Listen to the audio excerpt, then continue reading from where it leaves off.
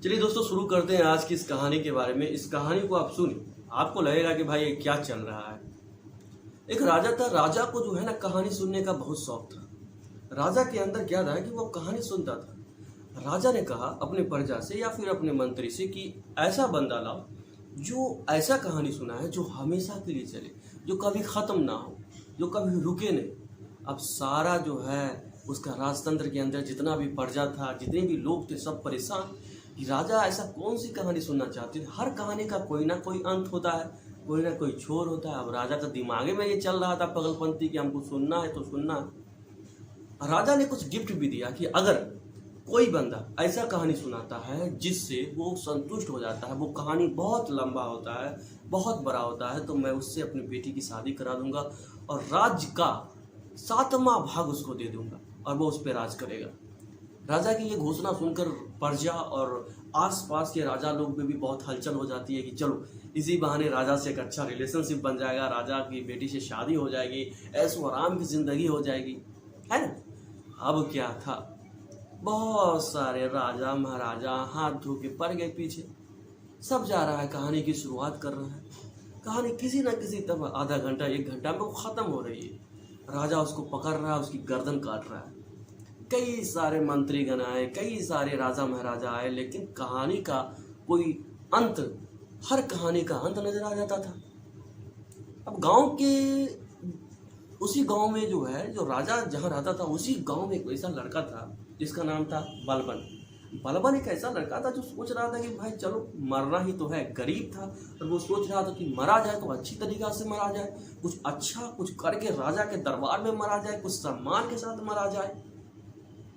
वो राजा के दरबार में पहुंचता है और सिपाही से कहता है कि मुझे जो है ना राजा को कहानी सुनाना है। तो सिपाही बोलता है कि बेटा तू पागल हो गया है, कितने राजा महाराजा आए हैं और वो अपने गर्दन दे के गए हैं, तेरे को भी क्या गर्दन की बलि देना है। वो बोला हाँ दे देंगे भाई, क्या दिक्कत है, ज़िंदगी भी ऐसे परेशान चल रहा है, रोज़गार नहीं है, शिक्षा की व्यवस्था नहीं है। वो भी परेशान हो जाता है।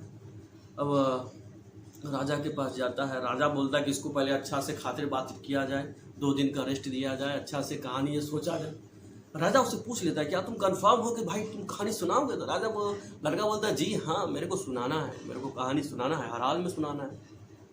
राजा बोलता है ठीक है, इसको अच्छा से सम्मान दो, खाना पीना दो, कल की सभा में इससे कहानी सुना जाएगा। कल की सभा बैठती है, राजा भी तैयार हो जाता है और वो लड़का भी तैयार हो गया था। लड़का वो एक कंडीशन रखता है राजा के सामने कि राजा साहब आप सामने बैठे, मैं नीचे बैठूंगा, और एक शर्त है, अगर मैं कहानी पर रुकता हूँ तो आपको एक चीज़ बोलना है, इसके बाद क्या हुआ। क्या बोलना है, इसके बाद क्या हुआ। राजा ने कहा कि ये कोई बड़ी बात नहीं है, हर कहानी में लोगों की अंदर दिलचस्पी होती है कि इसके बाद क्या हुआ सुनने का। ठीक है, मैं बोलूँगा इसके बाद क्या हुआ। अब लड़का कहानी स्टार्ट करता है कि एक शिकारी था। शिकारी बहुत परेशान था। वो जंगल में गया। जंगल में जाने के बाद उसने बहुत बड़ा जाला बिछाया।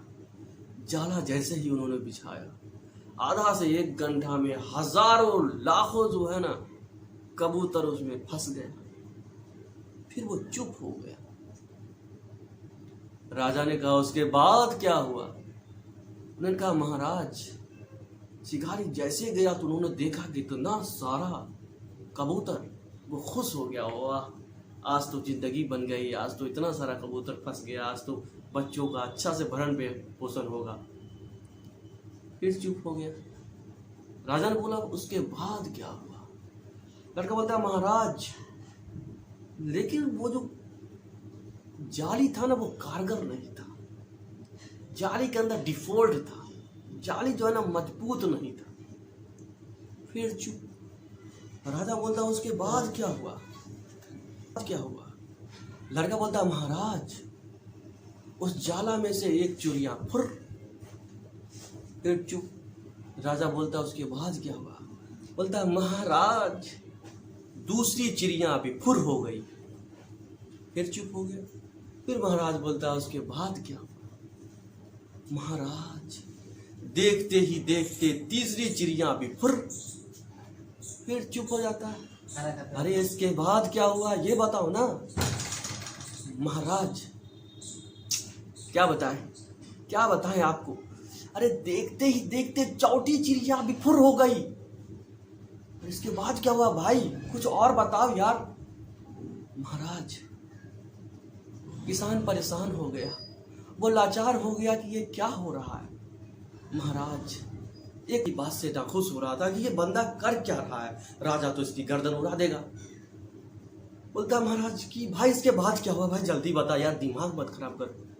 राजा परेशान, राजा पूरा पसीना पसीना कि भाई राजा हो के उसको इतना सारा बात बोलवा रहा है।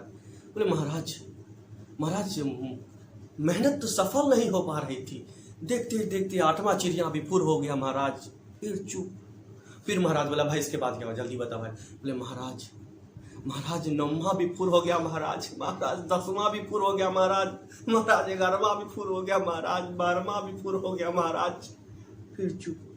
अरे इसके बाद क्या हुआ भाई, आगे बता कि खाली फुर फुर फुर फुर करोगे। बोले महाराज जा कहाँ रहा है, बहुत सारे चिड़िया है महाराज, बहुत सारे कबूतर है, जाने का नाम ही नहीं ले रहा। महाराज देखते ही देखते फिर 12वां बिफुर।